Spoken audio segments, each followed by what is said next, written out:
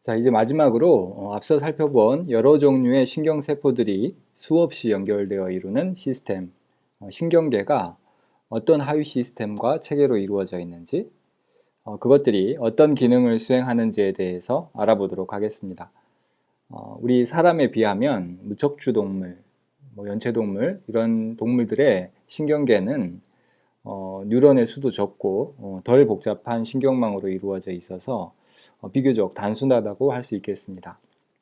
하지만 사람을 포함해서 척추동물의 신경계는 더 많은 감각 정보들을 통합하고 복잡한 반응을 만들어낼 수 있도록 더 정교하고 복잡하게 발달되어 있습니다. 특히 머리에 있는 뇌에는 뉴런이 수없이 많이 있고 또 밀집되어 있어서 뇌와 직접 연결되는 발달된 감각기관도 또 머리에 모여 있습니다. 이러한 두화의 과정이 고도로 진행된 특징을 가지고 있는 것이 바로 척추동물들이라고 할 수 있겠는데요.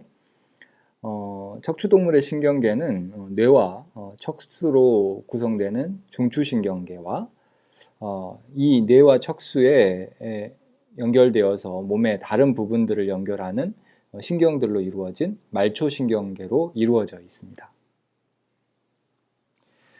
말초신경계의 구심성 뉴런을 통해서 중추신경계로 신호가 전달이 되고요. 중추신경계의 신호는 다시 말초신경계의 원심성 뉴런을 통해서 반응을 실제로 수행하는 효과기에 전달되게 됩니다.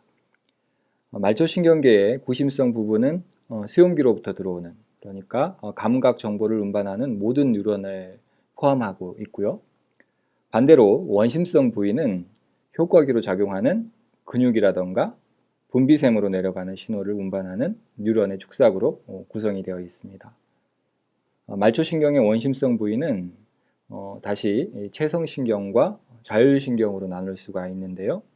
채성신경은 우리가 의식적으로, 우리 뇌가 의식적으로 어떤 일을 수행을 해서 근육을 움직이게 할 때 사용되는 운동 뉴런이라고 하는 것을 채성신경이라고 생각하시면 되겠습니다.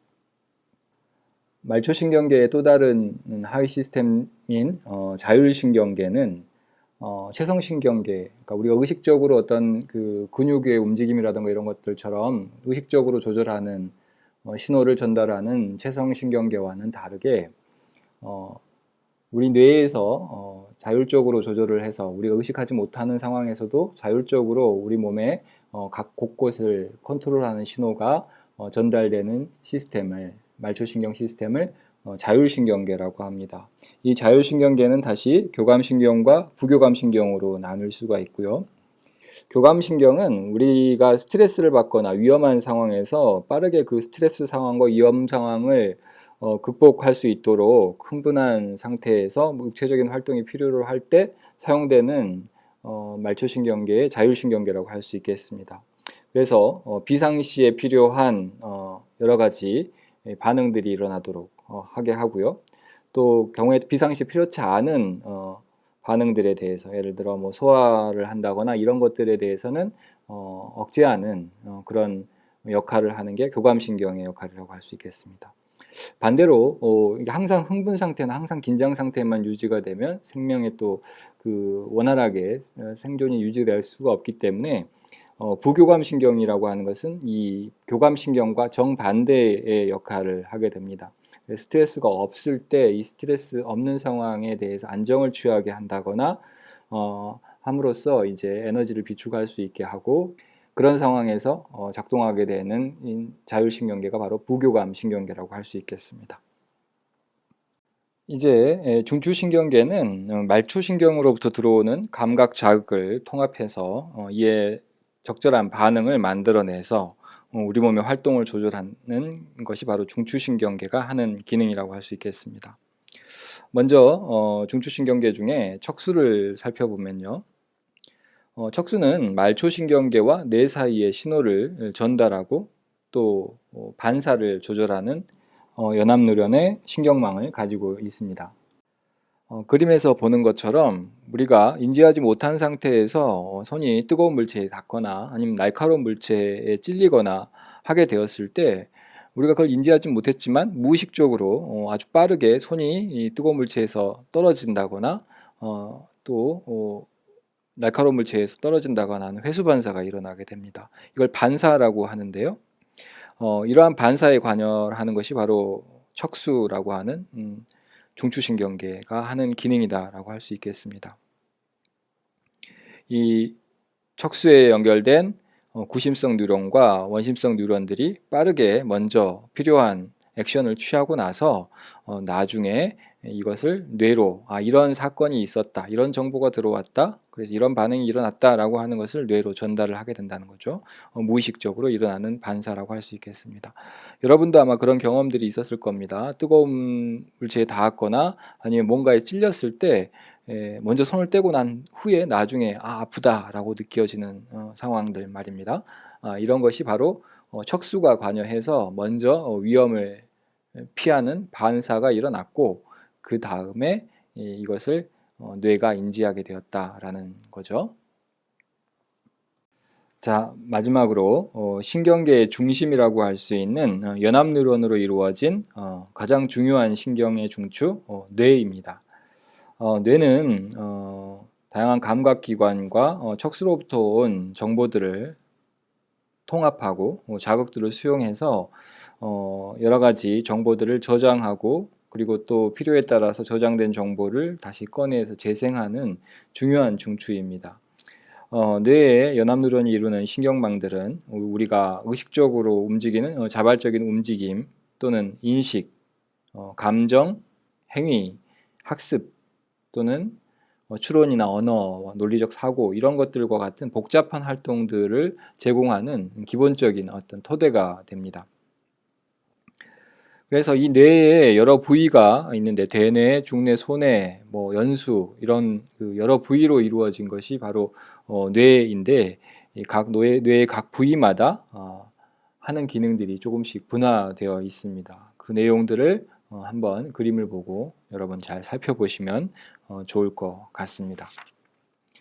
대뇌 같은 경우는 이제 우리 인간의 모든 고도의 의식적인 활동들이 다 대뇌에서 이루어진다라고 생각을 하시면 되겠고, 이 대뇌에서 여러 가지 정보들이 취합이 되고 또 기록이 된다라고 생각을 하시면 되겠습니다.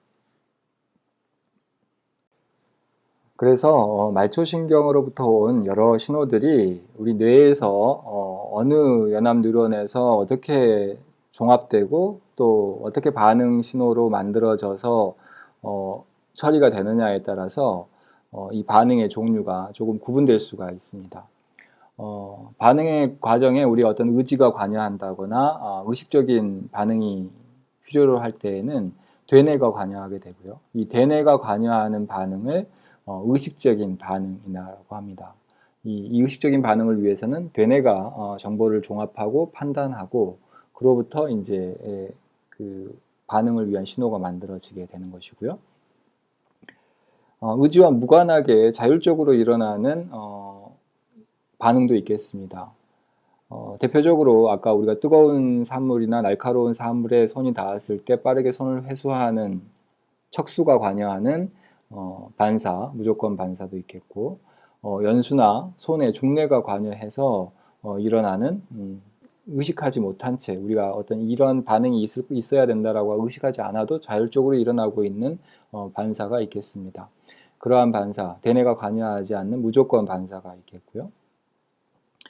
반사 중에서도 우리가 어떤 과거의 경험이나 학습에 의해서 자동적으로 나타나는 반사들이 있습니다. 그런데 이러한 반사에 대해서는 학습에 의해서 이루어진 것이기 때문에 조건화가 되어서 만들어지는 반응이기 때문에 이런 반사에는 대뇌가 과거의 경험으로부터 어떤 그 판단이 서야 되기 때문에 대뇌가 관여할 수밖에 없습니다. 이러한 반사를 조건 반사라고 하고요. 우리가 파블로프의 개 실험으로 잘 알려져 있는 반사가 바로 이 조건 반사에 해당하겠습니다. 우리가 어떤 것을 반복적으로 읽고 학습하는 과정도 이런 조건 반사의 일종이라고 생각을 하시면 되겠습니다. 신 음식을 생각을 한다거나 맛있는 음식을 본다거나 했을 때 군침이 도는 것 이런 것들이 바로 조건 반사에 해당할 수 있겠죠. 자, 이렇게 해서 우리는 신경계라고 하는 것이 무엇이고 신경계를 이루는 기본 세포, 뉴런이라고 하는 것이 어떻게 생겼고 어떻게 뉴런 안에서 신호가 전달되는지, 어떤 종류의 뉴런들이 있어서 신경계가 이루어지고 있는지, 신경계를 이루는 중초신경계와 말초신경계가 각각 어떤 기능들을 하고 있고 하위 시스템들을 가지고 있는지, 이런 것들에 대해서 같이 한번 살펴보았습니다. 여기까지 해서 신경계의 구조와 기능에 대한 강의를 마치도록 하겠습니다. 모두 수고 많으셨습니다.